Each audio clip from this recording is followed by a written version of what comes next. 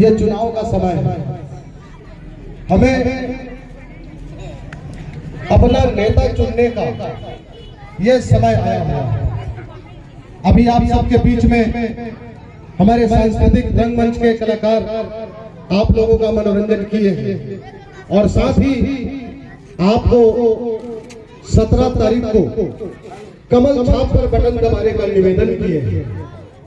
प्यारे साथियों, बहनों, आप सब लोग अच्छी तरह जान रहे हैं कि देश में भारतीय जनता पार्टी की सरकार है और नरेंद्र मोदी जी आज भारत ही नहीं पूरे दुनिया के नेता हैं और भारतीय जनता पार्टी विश्व की सबसे बड़ी पार्टी है और उस सबसे बड़ी पार्टी ने आज हम सबके बीच की एक गरीब की बेटी जो कभी गोबर मिलने जाया करती थी, जो कभी सब्जी बेचा करती थी और आप हम जैसे छोटे से परिवार से आती है, वो एक गौशाला भी चलाती है। उस गौशाला में 320 गाय हैं जिनका वो सेवा करती है। अब आप कल्पना कीजिए, जो गौ माता की सेवा करती है वो क्या जनता की सेवा नहीं करेगी? साथियों, आप जानते हैं कांग्रेस के लोग कहते थे ये नरेंद्र मोदी चाय बेचता था, चाय बेचने वाला है, लेकिन मैं कहता हूं ये चाय बेचने वाला देश को दुनिया में आगे ले जा रहा है तो एक पाव रोटी बेचने वाला घर का शिव कुमारी भी सारंगगढ़ को आगे ले जा सकती है। साथियों, ये चुनाव का समय है और चुनाव आपको करना है कि किसे हमारा नेता बनाना है, किसे सारंगगढ़ की बागडोर हाथ में देना है।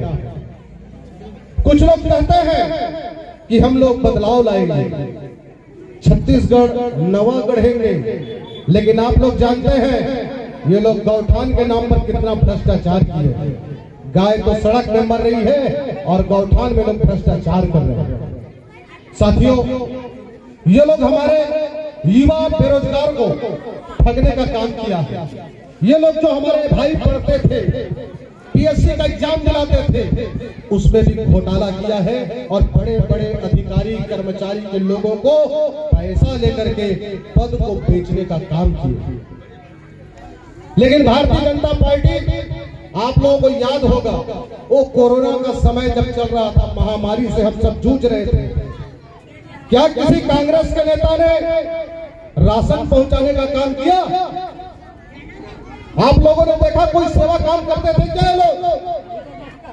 लेकिन भारतीय जनता पार्टी के कार्यकर्ता प्रत्येक घरों में, मजदूरों के घरों में राशन पहुंचाने का काम करते थे। बहनों और भाइयों, वो कोरोना का समय इतना भीषण था कि WHO कहते थे 36 करोड़ से ज्यादा भारत के लोग मर जाएंगे। लेकिन धन्यवाद देना चाहिए नरेंद्र मोदी जी को, जिन्होंने देश के वैज्ञानिकों को मनोबल बढ़ाया और वैक्सीन बनवाया। वो वैक्सीन अगर भारत में नहीं बनता, भारत के लोगों को नहीं लगता, तो 36 करोड़ लोग बेमौत मर जाते, ऐसा WHO कहता है। आज देश ही नहीं पूरे दुनिया में भारत का नाम आगे बढ़ रहा है तो भारतीय जनता पार्टी के ईमानदार नेताओं के कारण बढ़ रहा है। आज सारंगगढ़ में भी हम देखते हैं मतांतरण बढ़ रहा है, धर्मांतरण हो रहा है और विधर्मी ताकत बढ़ती जा रही है। साथियों, इन सबको अगर रोकना है तो भारतीय जनता पार्टी के कमल के निशान पर बटन दबाना होगा। अभी बोल रहे थे हमारे सांस्कृतिक रंगमंच के कलाकार, और नहीं सही वो बदल के रही वो, और ये आवाज छत्तीसगढ़ के कोने कोने से आ रहा है। और आपको बता देना चाहता हूं कि छत्तीसगढ़ में भारतीय जनता पार्टी की सरकार बनने वाली है। अब जानते हैं ये जो सरकार है ये लूट खसोट, जुआ, सट्टा और गुंडागर्दी की सरकार चल रही है। हर जगह लूट खसोट हो रहा है, भ्रष्टाचार हो रहा है।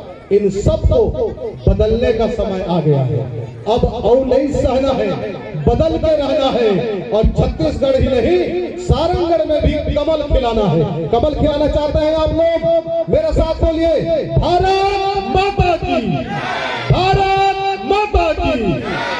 आने वाले 17 तारीख को आप सब लोग वोट कीजिए और जो युवा साथी पहली बार वोट करेंगे, देश हित में एक बार अपने आप को सोच लीजिएगा, अपने भविष्य को सोच लीजिएगा और कमल के बटन को दबाइएगा और भारतीय जनता पार्टी में वोट दे करके मेरी बहन शिव कुमारी सारधन चौहान को प्रचंड मतों से जिताइएगा।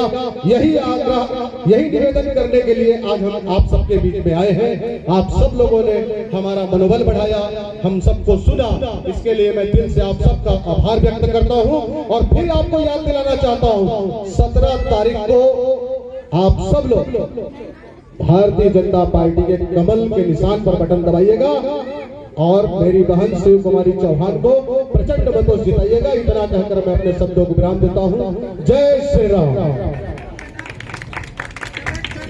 बहुत बहुत धन्यवाद खोटी जी। बहुत सारी बातें हैं, बहुत सारी कमला नगर के भी विकास की